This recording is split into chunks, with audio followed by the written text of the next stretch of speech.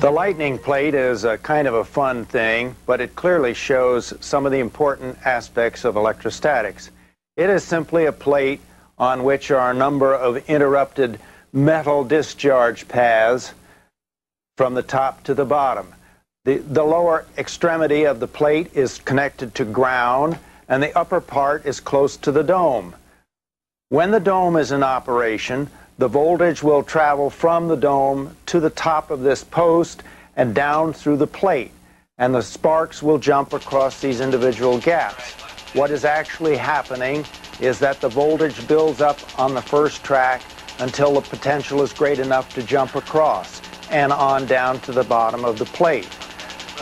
You will notice that there is a random jumping around of the sparks, but at all times they will follow the shortest path from the top to the bottom.